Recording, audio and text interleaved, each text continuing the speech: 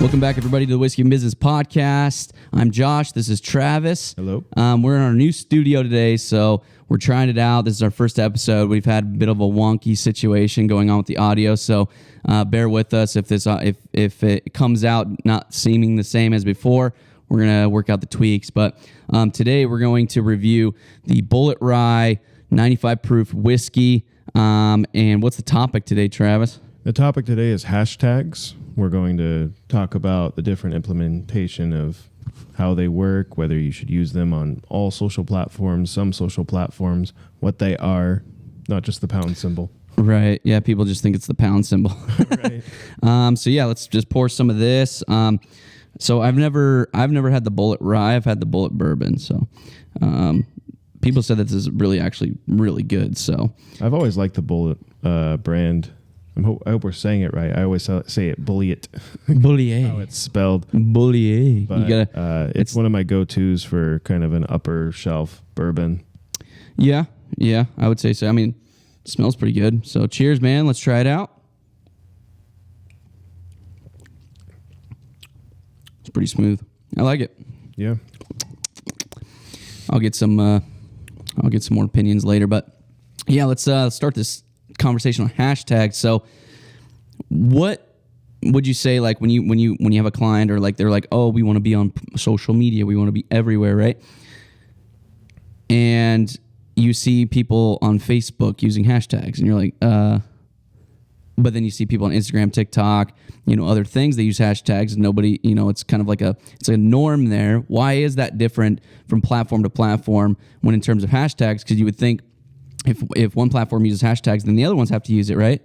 Mm-hmm. But that's not usually the case. Well, yeah, and then you have people cross-posting from Instagram where their hashtags just carry over. Right. So I think that there's a lot of misinformation, and people just don't understand the value or when you should or shouldn't be using those hashtags. Right. And even cross-posting, like sometimes the hashtags don't even carry over. Right. I feel like that's a lazy way of doing social media when people want to build their following or whatever, and they just cross-post from Instagram to Facebook without realizing that it looks totally different on each platform. Now, just to get into it, hashtags, generally speaking, are great for platforms like Instagram, TikTok.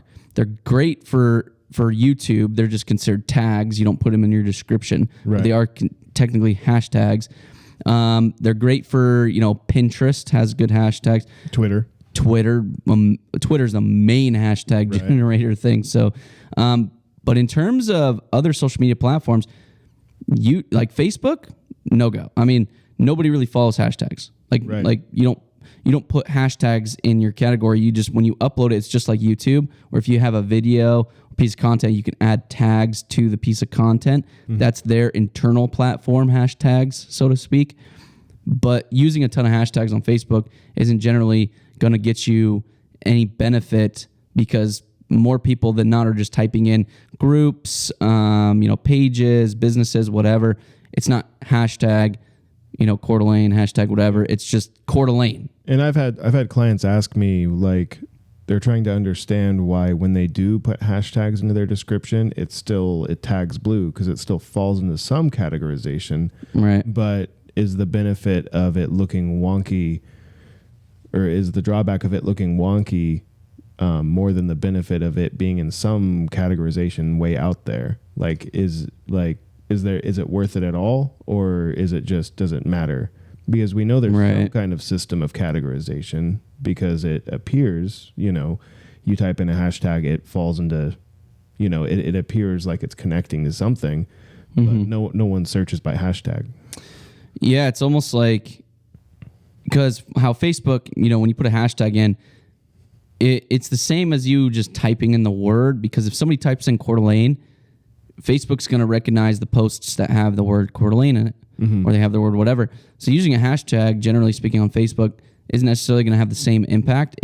I would say still do it, but do it in context of the platform, so then your post doesn't look like, a few words in your description. You have like 30 hashtags that like Instagram would have. Right.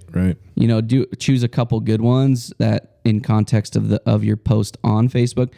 Now, when it comes to Instagram is a platform that's dedicated to hashtags, whereas people can follow them, they can post them in their bio now. People do giveaways on there. They do good hook lines on their brand. It's a good marketing strategy. Like, there's tons of stuff you can do with hashtags, but generally speaking, when you're searching for something on Instagram, it's going as a hashtag. Like, if you're looking for bodybuilding, it's gonna automatically make you look for hashtag bodybuilding. Boom, whoever posts about that, here's all the top posts, yada yada. It's so well rounded onto the platform that if you're not using those tags that are about your post or about your business, you're missing out on everybody that's searching for that. Right. Like, your post doesn't exist, unless you have like millions of followers. You don't really need hashtags, right? Right. But if you're trying to get discovered, if you want to be hyper local, if you're trying to get a point across, you need to include your hashtags, because that's what people are going to be searching. And if they're already following the hashtag, generally speaking, they're going to see it in their feed too, right? If they're following hashtag CDA, then if you have that hashtag in your post, they'll see it on their feed because they're following that, right? And if you don't have it, then you're missing out on everybody that's searching for that stuff. Like, they just won't see your stuff. Right. And one good question I've heard is trying to incorporate a branded hashtag with other popular hashtags to get it trending in the same group, like trying to create an affiliation through the algorithm for like one hashtag that no one else is using that's specific to your brand, but then following it with other hashtags that are actually trending in other ways. Yeah. I would say if you want to create your own like branded hashtag in corporation with like that looks like in the same category as the others, you need something catchy for people to use it. Like, right. Even if you include the other ones, then you're just going to get the traffic from those. It's not necessarily saying your hashtag that you've generated is going to work. Like, if we were to do hashtag whiskey in business and we just tagged it, it would just be our content, right? Right. But you want people to post, you want people to actually write that in their stuff too. But how are you going to do that? Like, people aren't going to naturally just do that automatically. There needs to be something, either there's a good audience you have around it and then people can benefit off of it that way, or you have to have a good marketing strategy where you're like, hey, if you use this hashtag, we do like weekly giveaways of everybody that uses the hashtag whiskey in business, and we pick from all the posters that week or whatever the case may be. That helps out a lot versus just being like, hey, if you use our hashtag, you'll see our content. Right. It's like, well, nobody's really just search the hashtag. Yeah, it's not gonna get traction. Right. It'd be like there's hashtag CDA, but then if you want to do hashtag CDA wine, or whatever, right? Well, how are you gonna get people to actually write that out and use that hashtag? There's got to be some type of value you're gonna bring to your audience, whether that's free stuff, giveaways. There's you get discounts if you do it. Like, whatever the case may be, there has to be something that like the audience wants to naturally go on to, because they do work. It's just it's a hard strategy. Like, if that makes sense, it's to make a hashtag go viral. There's got to be either like a really controversial topic, or you have to have a lot of followers, or you do something online that people want to talk about, or you do a good marketing strategy where you get people to use the hashtag and actually engage with it. Like, Coke does that, candy brands do that. There's Red Bull does that. Like, there's tons of stuff where like people will use the hashtag because they see the value in using it and including themselves in that conversation. I've always found it interesting when a hashtag starts to trend on Twitter and how it's tied into some kind of controversy or some kind of expansion of something, and how that hashtag just becomes the unified identifier of whatever issue's actually happening. Yeah, Twitter's whole platform is dedicated on hashtags. Like, right.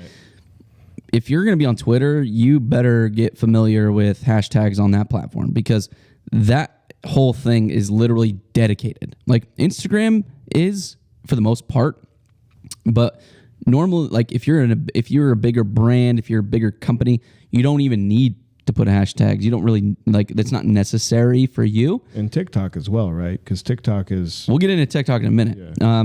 But like just Twitter, like if you're going to be on Twitter, you need to be engaged with the conversation. So you got to go follow these hashtags that pertain to your business, and you better produce content within that hashtag. That's how you get discovered on these platforms. Like say if you're a restaurant, like say you're a burger joint, right? And you do a really, really good burger. Well, go look up the hashtags that people post about Insta food, yada, yada, like, and then include yourself into that conversation with a hashtag. Mm-hmm. But don't be like, if you're a dentist, use hashtag, good weather. You know what I mean? Like, why are you even like, why were you even in this conversation? Right. It has to be in context. And if you are a dentist, don't post a ton of content that all deals with dentistry, because that's not, you have to gauge the hashtags. Are they people, or do people follow these for entertainment? Do people follow these for value? And you have to have your marketing strategy and your content strategy kind of revolve around these to include yourself in the conversation. Now to pivot to TikTok, it's such a new platform, but it's not going anywhere. It's solidified itself in the market for sure. That platform is also dedicated to hashtags. Now, the algorithm also helps you. Unlike a lot of other platforms, the algorithm doesn't help people. Like Instagram's not going to push your content in front of people. Like they're just not. It's designed to compress. Yeah, it's designed for you to spend money. That's what it is. Absolutely. Whereas TikTok has such a, like they want to take over the short video space. So what they're doing is they have an algorithm that actually also pushes you onto the For You page automatically. And if the first, like, say 100 people that see it engage with your shit, they'll keep putting you out there. But your hashtags also work too. So if you go into the Discover tab on any of these platforms, Instagram, Instagram or TikTok, you'll find the trending stuff. Mm-hmm. Same with Twitter. You go on like just, what's trending or whatever. You'll find these hashtags that are like, oh, I should produce a piece of content in context of this hashtag to get on the bandwagon. Like include yourself with what's popping, right? Right. If people are like, like it's like Halloween or whatever, and they're like hashtag scare whatever the freak or what, you know what I mean? Like things that like you would think just hashtag Halloween worked, but it's not. You see that stuff and you're like, okay, if I want to be included in the conversation, if I want to provide value and entertainment to my audience, I should do content dedicated to these specific hashtags in my category, create it, use the hashtag, then get the views because people are actively looking at those, the content within that hashtag, right? Right. So you can't just have this post and throw 30 hashtags at it that don't really pertain to your business or the content that you were producing, because now you're just seeming as spam. Like now you're just like, well, like if I'm in a local chiropractic office and we're doing adjustments and I'm like hashtag health, hashtag good life, hashtag like dude, like hashtag Instagood. Yeah, like why are you putting all that stuff like that? Now you're just looking at, now you just see them like as a spam instead of being like, hashtag adjustments, hashtag pain free, like that kind of stuff where you're like, people actually look at that stuff. But if you're an Instagood, Insta food, people are like, why the heck is this content here? Like you're gonna get buried. No one's gonna engage with you because they're not there to look at that content, the hashtag, and see a chiropractor. You know what I mean? Like that's the context. So when dealing with hashtags, you have to go into the platform, familiarize yourself with where the content is, what people are searching for, the search volume within that, and then dedicate your content to that hashtag. Yeah. Well, it really is a categorization system. And if a person sees you abusing the system and using hashtags that aren't appropriate or just spamming, you'll immediately put a bad taste in their mouth, just like any other thing that's being abused and not used correctly. Like the consumer doesn't have to. So put it into context, right? and people will resonate with this. Say you're doing political posts, and whatever, it doesn't matter what spectrum you're on. I'm just using this as an example, but say you're a Democrat and you post about a Democratic candidate on hashtag Republicans, or vice versa. What do you think's going to happen? You're going to get a ton of negativity, right? Right. Same thing at a lower scale, but subconsciously the same thing. Right. Like, right. You're in the wrong hashtag here. And even if a person doesn't say something, they're thinking it. And, and your brand is now linked with someone like, really? Right. Like, oh, wow, they took their special and put it in the beauty of Coeur d'Alene or right. Pacific Northwest sites or, landscape photography when it was really just a branded photo where they tried to, people are very quick to spot when you're really reaching with a hashtag. Yeah. It's just like you sharing it to a Facebook group that has nothing to do with what you're doing. Trying to post a special. It's like, well, thanks for throwing it out there, but that's not relevant and you've now offended me. Yeah. I do not want to buy your stuff now. Yes. But that's literally how it works, right? Obviously political stuff is extreme. I'm just saying to give context to that, people don't understand. They're like, well, why shouldn't I just use a ton of mumbo jumbo hashtags? It's like, well, you're in the wrong hashtag. You're in the wrong group. It's like, you got a group of business specialists, right? And then say you go to say you're going to a dentist, like a conference, right? And then, but you're a surgeon. You walk into there and you're like, hey, use my service. They're not there for that. They're there for dentistry. Right. People are there to go see, you're in the wrong crowd.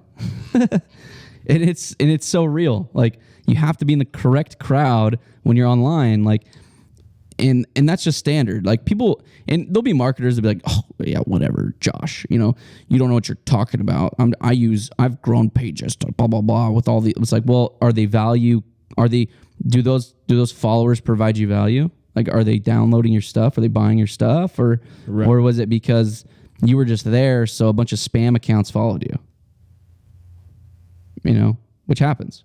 Well, and I don't think people look at it in the correct way, because with like the same example that I was saying before with like the Facebook groups, that's a very easily intentional thing. I am submitting this content to the wrong group, hoping it works out. Right. But if you treat it the exact same way with Instagram, putting a hashtag that doesn't really match, you're doing essentially the exact same thing. But typing in a hashtag doesn't feel as official, but it is, because this platform, it's not as structured and businessy as actually sharing a post to a group. But by doing that, you're doing the exact same thing, and you'll be looked down upon for it. It's people to take it seriously and think about what they're posting. If I'm looking for a specific thing on Instagram and something comes up that has nothing to do with it, I'm just going to scroll right past it. You know what I mean? But you're wasting real estate on your post now. Because you can only post about 30 hashtags on Instagram. You can post, I think there's like a max of, depends on your character strand on TikTok. Yeah. Same thing with Twitter. It's just whatever comes up with the 140 characters or whatever. But you're wasting that real estate on groups, audiences, hashtags, i.e.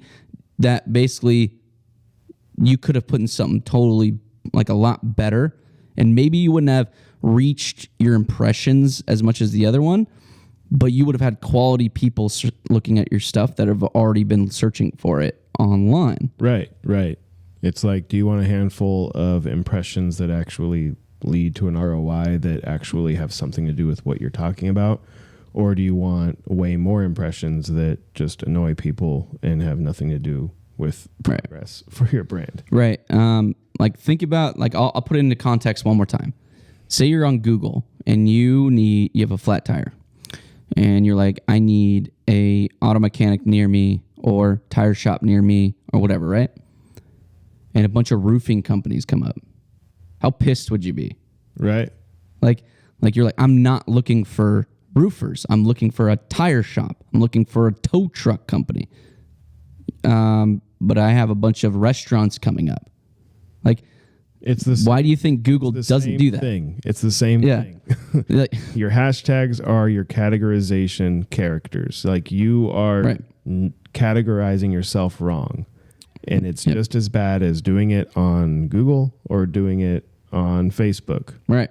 Just because it's easier to do it doesn't mean it's any less detrimental or unprofessional. Exactly. and that's what's funny. Like, so I hope we've explained that a little bit more.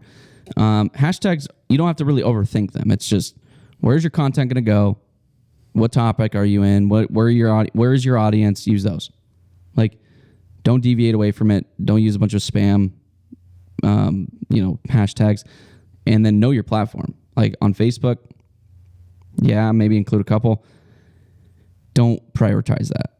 Facebook, you want to prioritize, groups, community stuff, getting your content on the watch page, like that kind of stuff. But if you do want to do a sarcastic post with hashtag whiskey in business, feel free.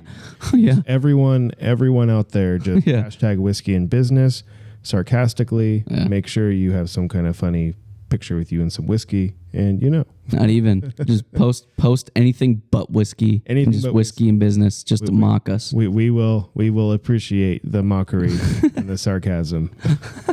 That'd be funny. Yes, that's just not enough value though. No one's gonna do that. Maybe they will. Maybe our clients will.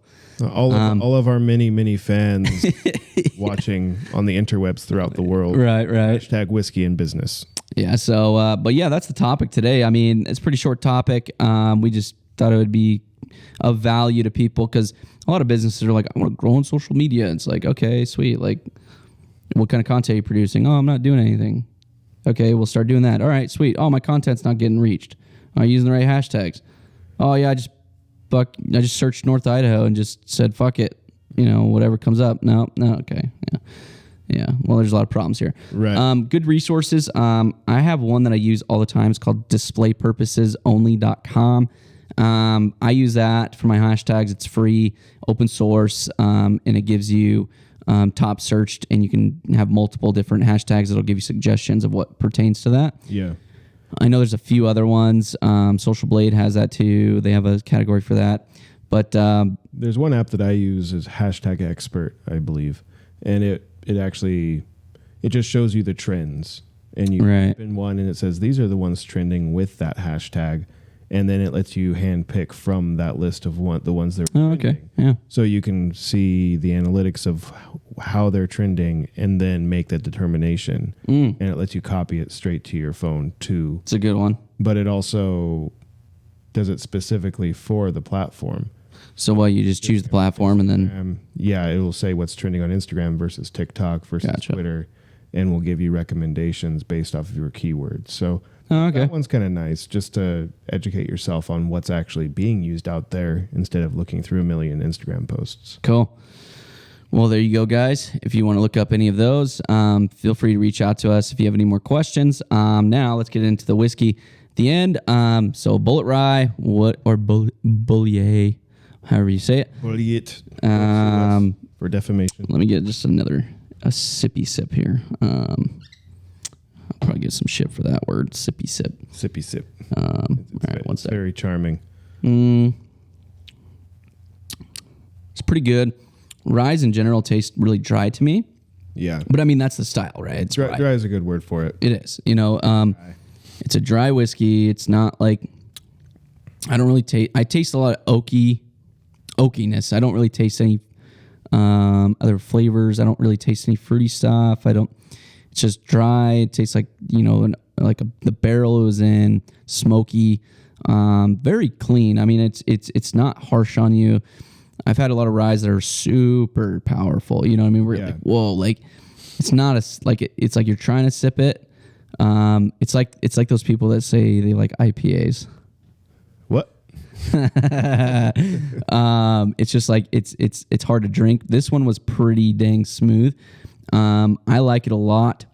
It leaves an impression. It's definitely strong because, I mean... And you know what, the branding too, anything with a green label, I feel like I grab. Yeah. I don't know why. Like, it's because I like the Apple stuff. Mm-hmm. So just subconsciously, like, even though I know this isn't like an Apple product, no pun intended. It's just like green labels seem more professional, like in the whiskey. Well, and it stands out because whiskey, you get all the browns, you get all the blacks, and then something green. Just kind of throws it off on the shelf. Yeah, when I'm looking at one or the other, I see the green and I'm like, oh, that's interesting. Ooh, it's rye. Do I like rye? I don't know because it's kind of an offshoot of what I'm used to drinking. But I like how smooth it is. Mm-hmm. That it's a good sipper, and that it actually still has a good kick to it. You know what this kind of tastes like? This almost tastes with the same, like almost like Woodford Reserve rye. Yeah. And that's a good one too. It's a good sipper. Like I personally don't drink whiskey with anything mixed. I don't mix it with anything. I like drinking whiskey when it's just straight or with ice, whatever the case may be. But this one I would do just straight. I wouldn't mix it with anything. Now there's some ryes that you do have to mix them. I get into moods. I definitely like my mixed drinks with some like Diet Coke or maybe even bringing like your Malibu. Oh, are you a Malibu person? Malibu and those are the old days. That's the old Travis. That's the old Travis. The old Travis. Mai Tais all the way. No. You come with the white girl drinks. You're like, hey guys, like let's party. No, the Kentucky Mule though. That's my. That is a bomb ass drink, dude. I'll tell you that much. Really good bourbon. Mm-hmm. Don't like the canned Kentucky Mules or the vodka mules. Now, do they use Kentucky Best? Oh, the Kentucky Best. The best. Do they use Kentucky Best whiskey? Yeah. No. Oh, that was the worst ever, bro. Like, you don't even.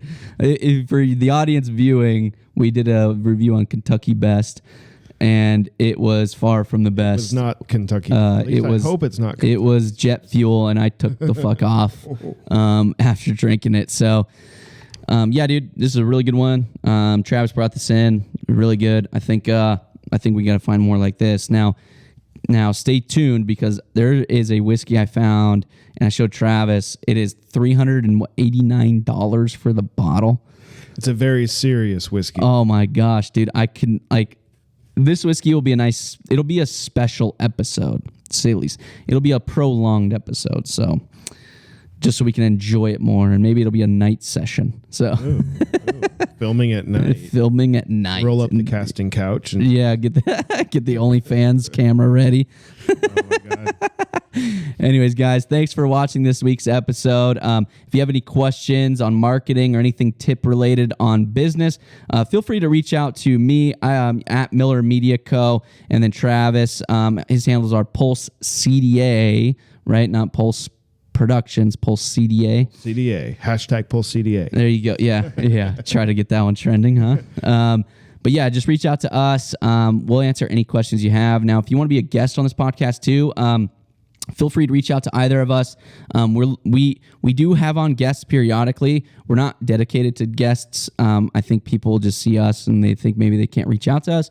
If you kind of mesh well with the podcast topics of marketing and business, we'll love to have you on the podcast and interview you, what you do and what you can bring to the table. And then you can just spew a bunch of value to our audience. So absolutely. Just let us know. And thanks for watching, guys. Peace. Bye.